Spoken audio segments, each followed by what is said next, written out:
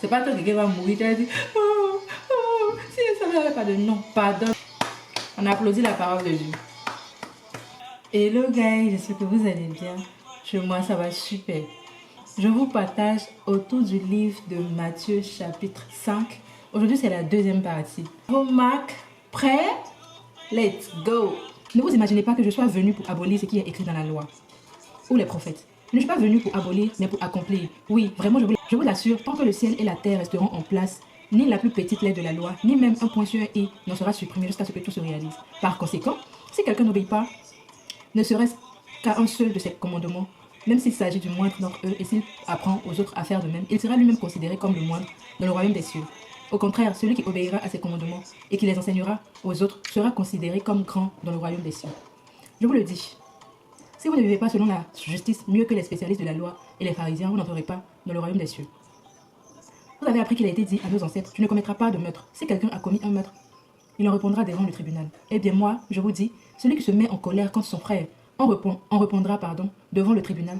Celui qui dit imbécile passera devant le grand conseil et celui qui le traite de fou est bon pour le feu de l'enfer. Bon, nous on est tout en train de dire aux gens, tu es fou, là. Est-ce que ça compte pas, hein? Si donc, au moment de présenter ton offrande devant l'autel, tu te souviens que ton frère a quelque chose contre toi, laisse là ton offrande devant l'autel et va d'abord te réconcilier avec ton frère. Puis tu reviendras présenter ton autel.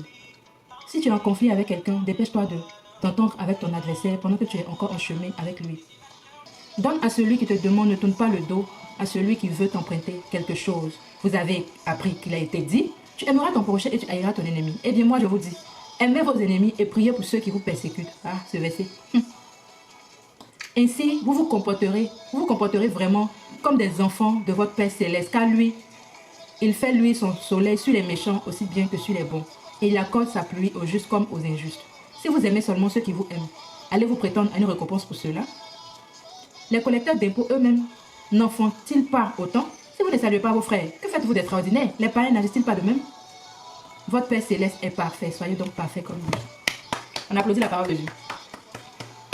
Voici la chose que Dieu nous demande de faire et puis on ne fait pas, on fait autre chose là, c'est ça qui est là.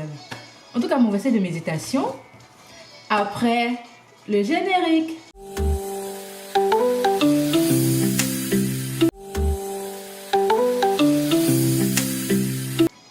Mon verset de méditation se trouve à partir du verset 23 à partir du verset 23. Ça parle généralement de la même chose.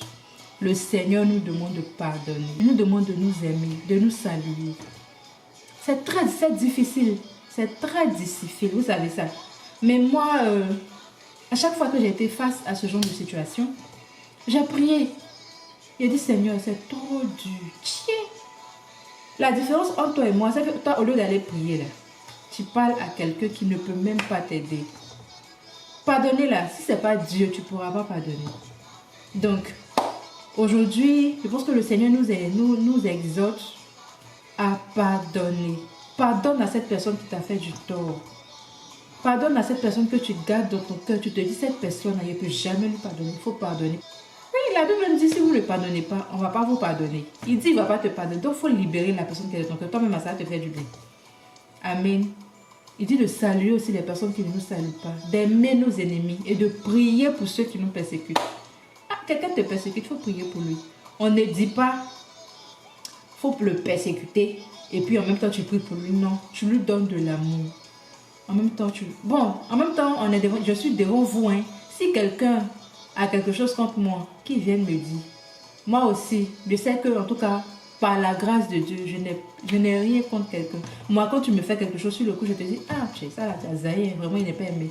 Et puis c'est fini, c'est tout ce que Jésus nous demande. C'est quand tu fais ça, on dit, il ne parle pas parce que c'est moi. En tout cas, si quelqu'un a quelque chose contre moi, si quelqu'un pense que moi j'ai quelque chose contre lui, qu'il vienne dire dans les commentaires, on va s'entendre, on va se pardonner. La vie est courte, les gars. C'est pas toi qui va mourir, tu vas dire, si ça ne va pas de non, pardonne maintenant, pardonne maintenant. Pardonne maintenant à cette personne que j'ai offensée et qui ne trouve pas la force de me pardonner. Je te demande pardon. Trouve la force de me pardonner, pas pour moi, mais pour toi-même. Amen.